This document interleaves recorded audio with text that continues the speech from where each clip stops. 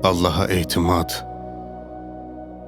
və onun daim insan qəlbinə nur saçan huzurunu duymaq elə bir mənəvi qüvvədir ki, ən sərt fırtınalar, ən ağır müsibətlər belə bu ruhu sındıra bilmir. Çünki ilahi eşq və təvəkküllə möhkəmlənən qəlb dünyəvi çətinliklərin fövqündə dayanır.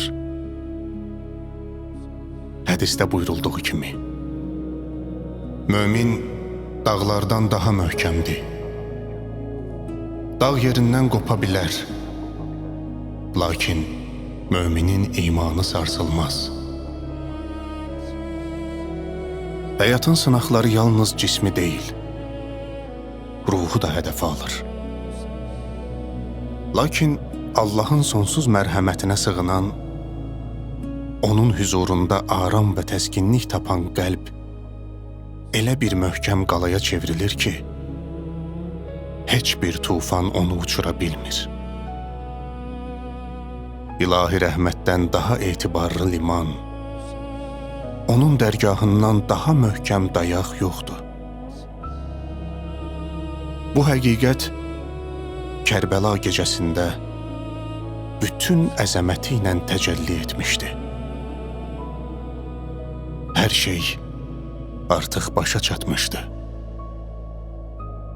Səhərdən başlayan döyüş, Əhl-i-Beyt tərəfdarlarının bir-bir şəhid olması ilə günorta sona yetmişdi. Günəş üfüqdə al qana boyanaraq batmış, qılınclar susmuş, atların kişnərtisi kəsilmişdi. Bir neçə saat əvvəl körpələrin çığırtısı ilə, göylərə ucalan dualarla, ümid dolu yalvarışlarla fəryad edən insanlarla dolu olan düşərgə, indi qəribə bir səssizliyə qərq olmuş, sükuta bürünmüşdü. Ayrılıq çadırların üzərinə kölgə salmış, yetimliyin hüznü qəlbləri ağuşuna almışdı. Hər tərəfdə şəhadətin ağır sükutu dolaşırdı. Səhrada isə başqa bir ab-hava hökm sürürdü. Özlərini qalibiyyət zirvəsinin tərəfdaşları hesab edən minlərlə adam dəstə-dəstə toplaşaraq baş verənləri sanki qəhrəmanlıq dastanını nağıl edirmiş kimi danışır, müzakirə edirdilər. Kimlər ölmüş, kimlər öldürmüşdü. Kimlərin başı nizələrə sancılmış, kimlər sağ qalmışdı. Bir tərəfdə isə döyüşdən yaralı gələn əskərlər bir-birinin yarasını sarıyır, qanlı qılınçlarını təmizləyir, qarət etdikləri xeymələrdən topladıqları qənimətləri gözdən keçirir. Yorğun atlarına qulluq edirdilər. Ancaq bu zahiri sevinç onların hamısının ruhuna hakim kəsilməmişdi. Aralarında tökdükləri qanlardan vicdanlarını sustura bilməyən, daxildə təlatüm və peşmanlıq hissi ilə əzilənlər də var idi. Bu onlara rahatlıq vermir.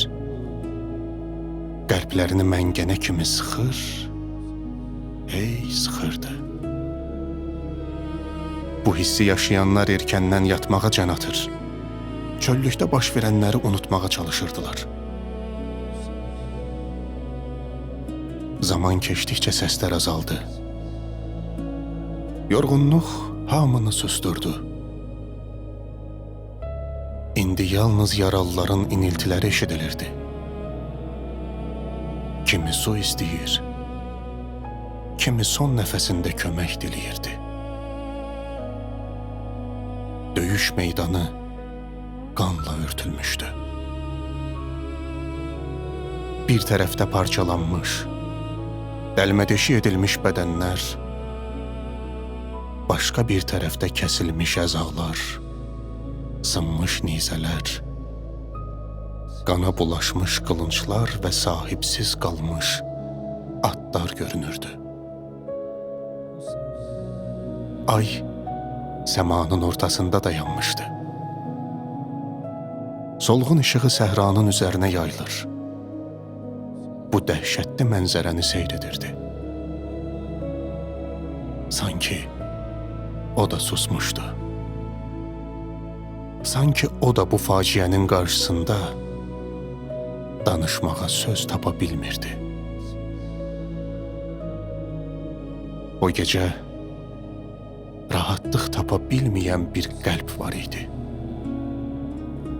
Müsibətin ağırlığından əzilsə də, güclə ayaqda qalmağa çalışırdı. O qəlb Həzrəti Zeynəbin qəlbi idi. Onun sinəsi elə dağlanmış, elə oxlanmışdı ki, yanıb külə dönmüş xeymələrin yaxınlığında, isti qumlar üzərində taqətdən düşmüş və bir-birinə sığınaraq yuxuya getmiş uşaqların arasında yalnız o oyaq qalmışdı. Gözlərinə yuxu getmirdi. Necə gedə bilərdi? Bir günün içində nəslinin say-seçmə igidlərini, əzizlərini, oğullarını, qardaşlarını, onların övladlarını, qardaşı İmam Hüseynin vəfalı səhabələrini itirmişdi. Bir günün içində bütün həyatı dəyişmişdi. Səhər ətrafı əzizlərinin səsi ilə dolu idi. Axşam isə həmin səslərin yerini ölümün ağır sükutu tutmuşdu. Qəlbindəki ağrı onu yerində oturmağa qoymadı. Nəhayət asta-asta ayağa qalxdı. Yorğun bədəni ona itaət etmək istəmirdi.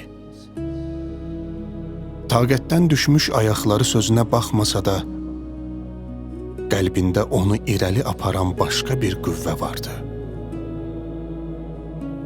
Ətrafa nəzər saldı. Hamı yatmışdı. Düşmən çadırlarında da heç bir hərəkət görünmürdü. Sonra ehtiyatla addımlamağa başladı.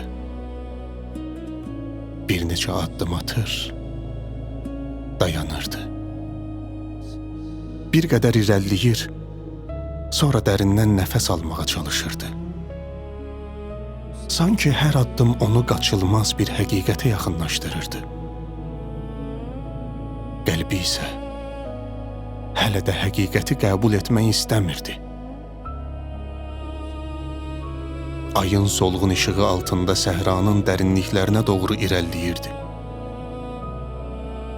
Ətrafında hökm sürən sükutla daxilində fırtına təzaddı idi. Bugün yaşadıkları yaddaşında canlanırdı. Əli Əkbərin son dəfə meydana getməsi, Qasimin torpağa düşməsi, Abbasın Fərat sahilində qanlar içində qalması, bir-bir ayrılan əzizlər, bir-bir qırılan qəlblər, bir-bir susan səslər, bir-bir boşalan yerlər. Hər xatirə qəlbində yeni bir yara açır. Sinəsindəki yanğını daha da alovlandırırdı. Amma o dayanmırdı. İrəlləməyə davam edirdi.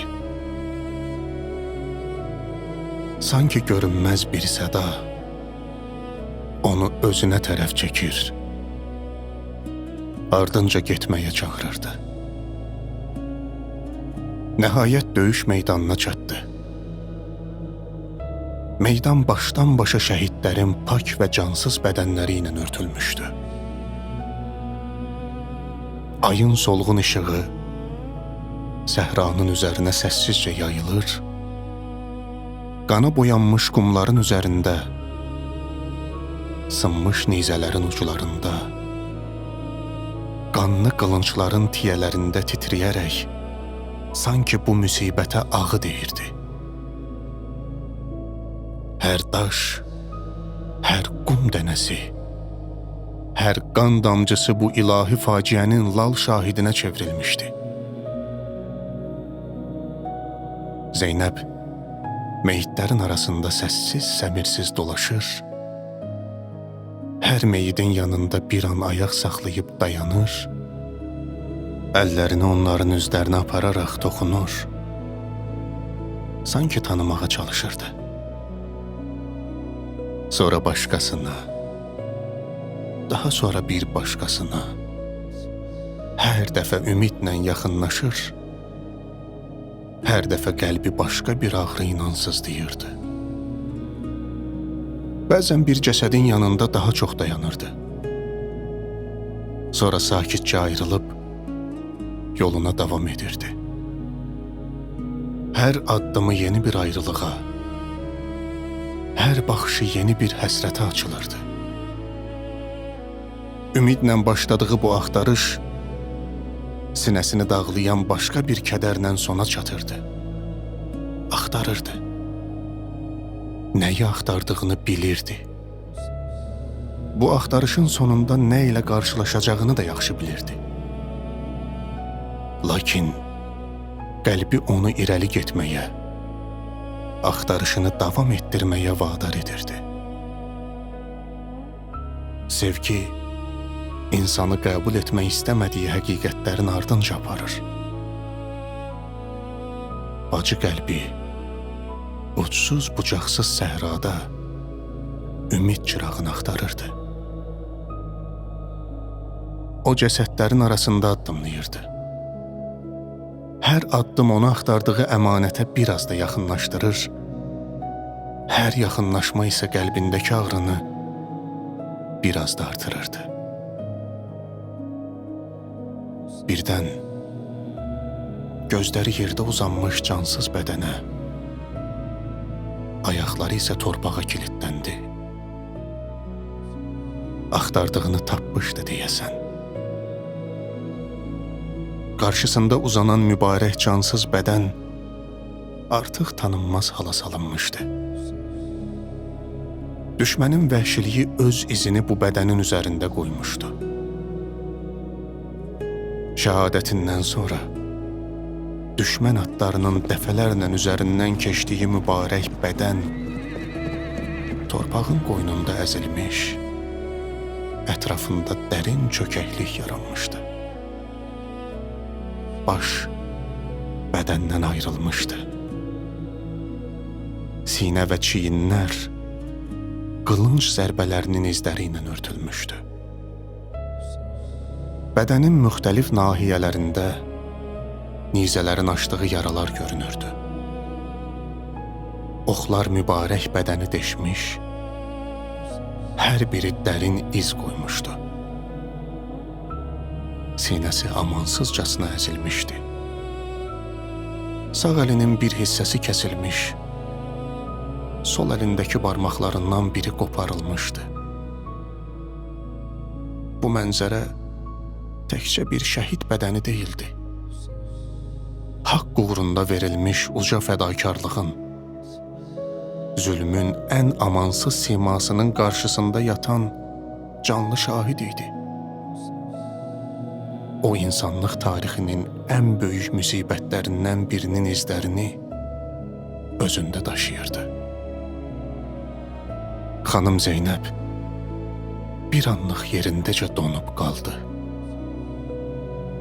Qəlbi köksündən çıxmağa hazır idi.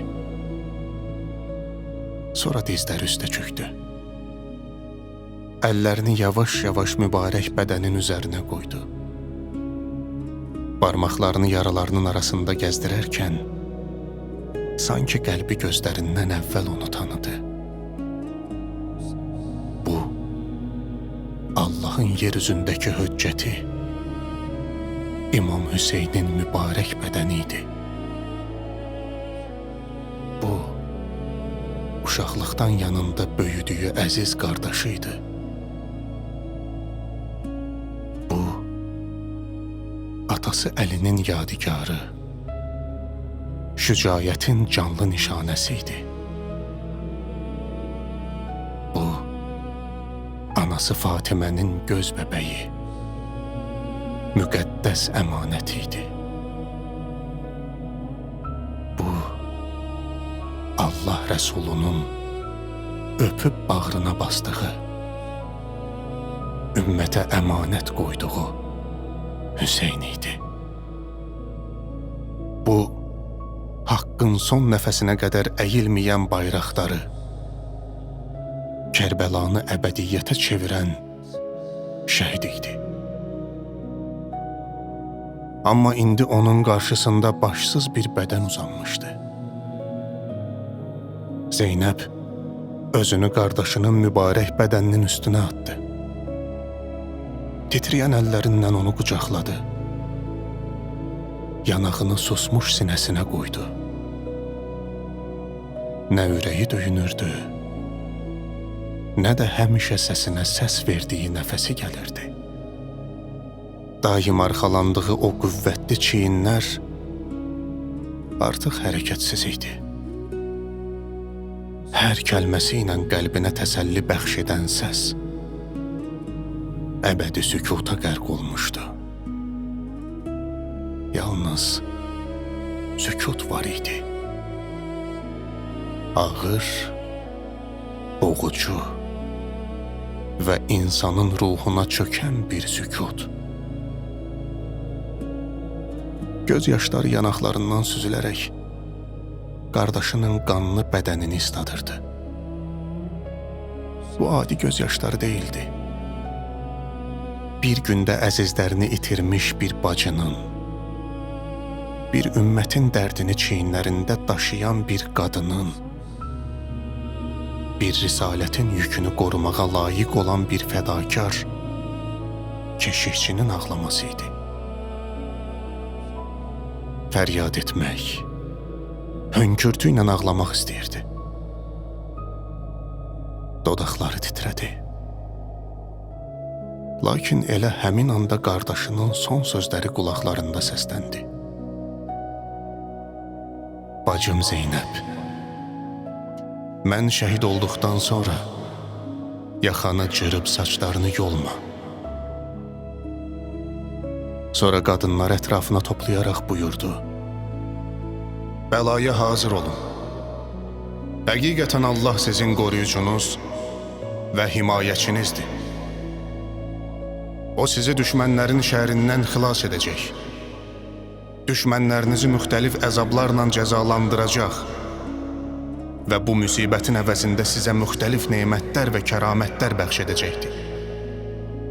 Buna görə də şikayət etməyin və dilinizə dəyərinizi azaldacaq, savabınızı puça çıxaracaq sözlər gətirməyin. Zeynəb gözlərini yumdu. Qəlbində qopan tufanı səbirlə ram etməyə çalışdı. Ağrı azalmadı. Əksinə, daha da böyüdü. Lakin həmin ağrının dərinliyində qəribə bir təslimiyyət də vardı. Çünki o bilirdi ki, bu yol Allahın yoludur. Bu qan Allahın yolunda axıdılmışdı. Bu şəhadət təsadüf yox, ilahi seçimdir. Yavaş-yavaş başını qaldırdı. Üzünü səmaya çevirdi. Sonra əllərini qardaşının mübarək bədəninin altına uzadaraq onu ehtiramla bir qədər qaldırdı. Sanki Kərbəlanın bütün müsibətlərini əlləri üzərində qaldırmışdı. Sanki bütün şəhidlərin qanını, bütün yetimlərin göz yaşını, bütün əsirlərin ahını özü ilə birlikdə Allahın dərgahına təqdim edirdi.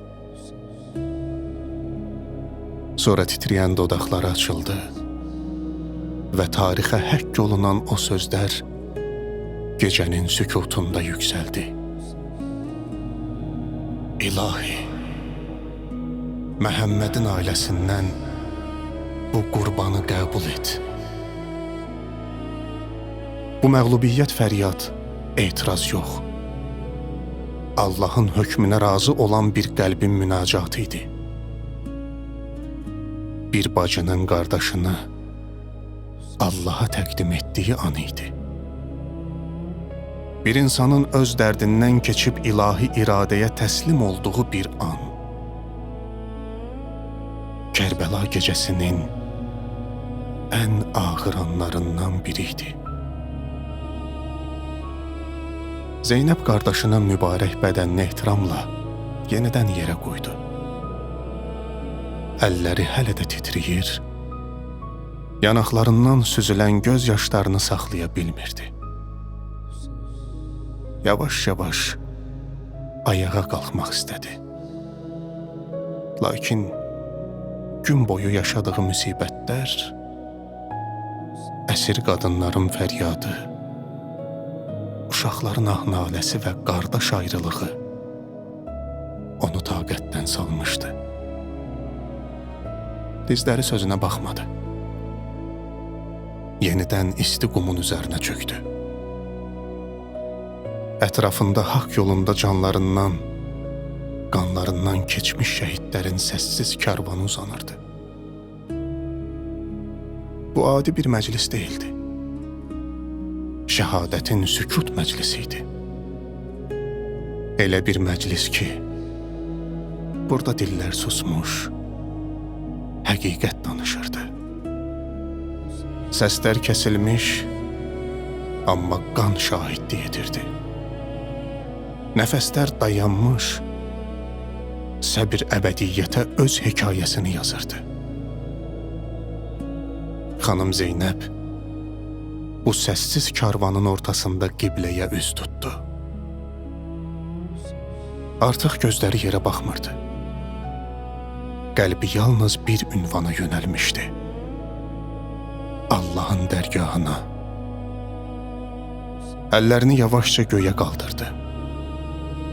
Bu əllər bir günün içində insan ağlı almayacaq bir müsibətin şahidi olmuşdu.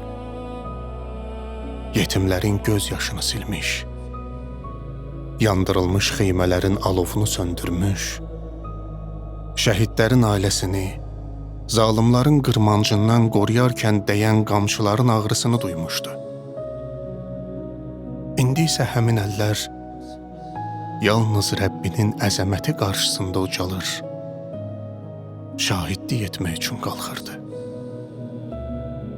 Gecənin qaranlığında şəhidlərin mübarək bədənləri arasında, bütün müsibətlərin mərkəzində onun dodaqları asta-asta tərpəndi və gecənin sükutunu yararaq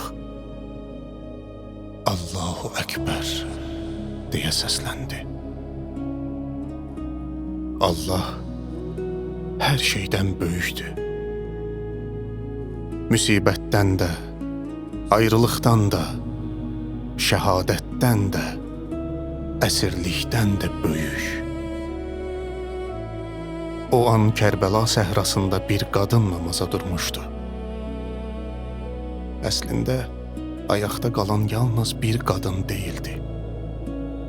Ayaqda qalan Hüseynin məktəbi idi. Ayaqda qalan Aşuranın məğzi idi. Ayaqda qalan Haqqın səsi idi. Həmin gecə Kərbəla səhrasında qılınclar sustuğu yerdə ibadət danışmağa başladı. Qanlı meydanın ortasında, şəhidlərin yanında, əsirliyin kölgəsində yüksələn o namaz əsrlər boyu insanlara bir həqiqət öyrətdi. İnsan hər şeyini itirər. Evini, yurdunu, rahatlığını, hətta əzizlərini də. Lakin Allahla bağları qırılmayana qədər heç vaxt məğlub olmaz. Çünki mömin dağlardan daha möhkəmdir. Dağlar yerindən oynaya bilər. Amma Allaha bağlanan qəlb əsla sarsılmaz. Əsla sarsılmaz.